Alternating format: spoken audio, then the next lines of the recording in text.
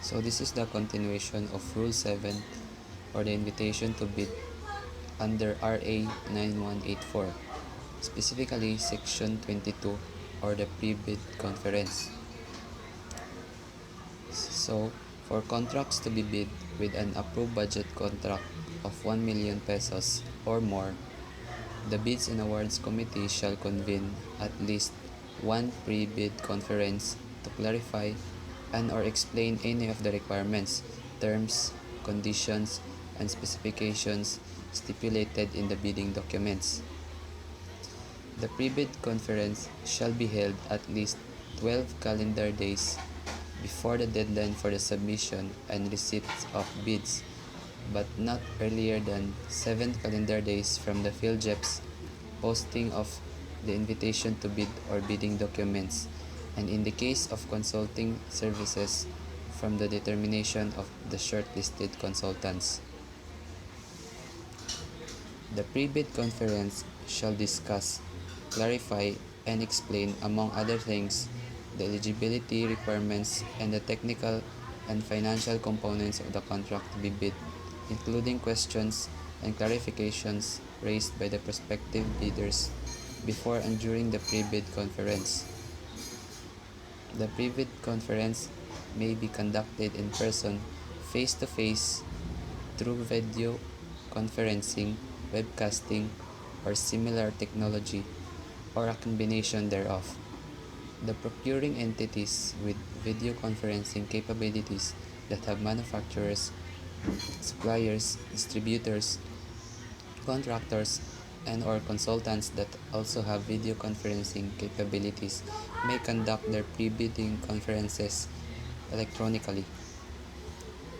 Decisions of the Bids and Awards Committee amending any provisions of the bidding document shall be issued in writing through supplemental bid bulletin at least 7 calendar days before the deadline for the submission and receipt of bids. So, supplemental bid bulletins. The request for clarifications on any part of the bidding documents or for an interpretation must be in writing and submitted to the back of the procuring entity concerned at least 10 calendar days before the deadline set for the submission and receipt of bids. The Bids and Awards Committee shall respond to the said request by issuing a supplemental bid bulletin duly signed by the back chairperson to be made available to all those who have properly secured the bidding documents at least 7 calendar days before the deadline for the submission and receipt of bids. For the purpose of clarifying or modifying any provision of the bidding documents, supplemental or bid bulletins may be issued upon the procuring entity's initiative at least 7 calendar days before the deadline for the submission and receipt of bids. Any modification of the bidding documents shall be identified as an amendment. So dapat mag-release ang procuring entities sa provisions 7 days dungan siya sa pag-release sa or pag-sign sa back chairperson.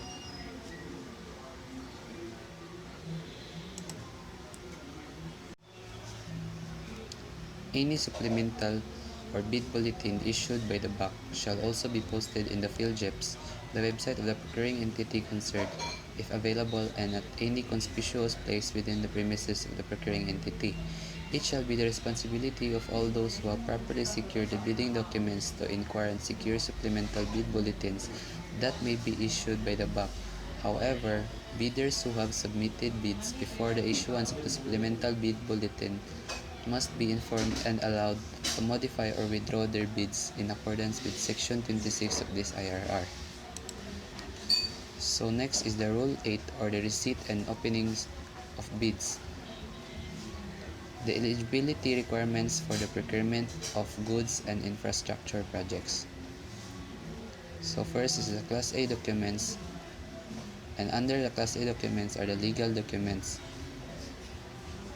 which requires registration certificate from SEC or the Security and Exchange Commission, the Department of Trade and Industry or DTI for sole proprietorship, or CDA for cooperatives.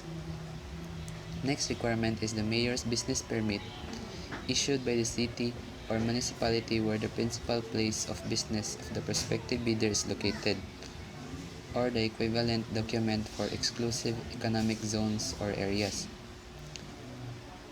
Next is the tax clearance per EO 398 of 2005 as finally reviewed and approved by the Bureau of Internal Revenue or BIR. So next is the technical documents, which requires statement of the prospective bidder of all its ongoing government and private contracts, including contracts awarded but not yet started, if any, whether similar or not similar in nature and complexity to the contract to be bid. Next is the statement of the bidder's single largest completed contract or SLCC, similar to the contract to be bid, except under conditions provided for in sections 23 of this IRR, within the relevant period as provided in the bidding documents in the case of goods. All of the above statements shall include all information required in the PBDs prescribed by the GPPB, or PBD means the prospective bidder documents, and GPPB is the Government Procurement Policy Board. So next requirement is in the case of procurement of infrastructure projects, a valid Philippine Contracts Accreditation Board or PCAB license or special PCAB license in case of joint ventures, and registration for the type and cost of the contract bid. Financial document is the next requirements, which is the prospective bidder's audited financial statements showing, among others, the prospective bidder's total and current assets and liabilities, stamped, received by the BIR or its duly accredited and authorized institutions for the preceding calendar year, which should not be earlier than 2 years from the date of bid submission. Next is the prospective bidder's computation of net financial contracting capacity or NFCC. However, in the case of the procurement of goods, a bidder may submit a committed line of credit from a universal or commercial bank in line of its NFCC computation.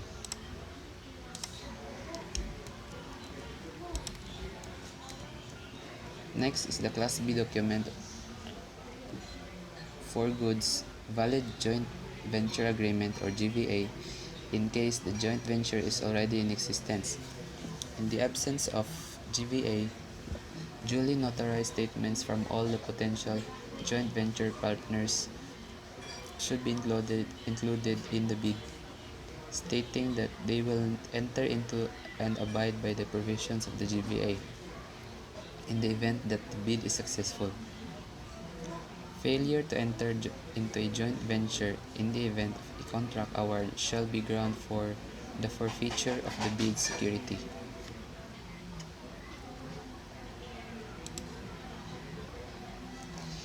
In case of foreign bidders, the eligibility requirements or statements, the bids and all other documents to be submitted to the BAC must be in English. If the eligibility requirements or statements, the bids and all other documents submitted to the BAC are in foreign language or other than English, it must be accompanied by a translation of the documents in English. So next is the eligibility criteria. For the procurement of goods, the following shall be eligible to participate in the bidding for the supply of goods.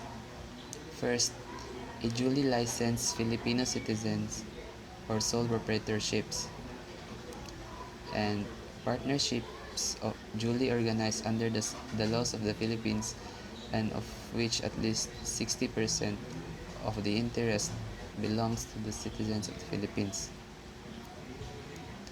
Corporations duly organized under the laws of the Philippines and of which at least 60% of the outstanding capital stock belongs to the citizens of the Philippines. And next is the cooperative duly organized under the laws of the Philippines, or persons or entities forming themselves into a joint venture. For example, a group of two or more persons or entities that intend to be jointly and severally responsible or liable for a particular contract, provided, however, that Filipino ownership or interest of the joint venture concerned shall be at least 60%. For this For this purpose, Filipino ownership or interest shall be based on the contributions of each of the members of the joint ventures as specified in their GVA. Next is the foreign bidders may be eligible to participate under any of the following circumstances in accordance with the guidelines issued by the GPPB. However, these are the requirements. When provided for under any treaty or international or executive agreement as provided in Section 4 of the Act and in this RIR. When the foreign supplier is a citizen, corporation or association of a country, the laws or regulations of which grant reciprocal rights or privileges to citizens, corporations or associations of the Philippines. Next is when the goods sought to be procured are not available from local suppliers. And last is when there is a need to prevent situations that defeat competition or restrain trade. And that ends my report. Thank you so much.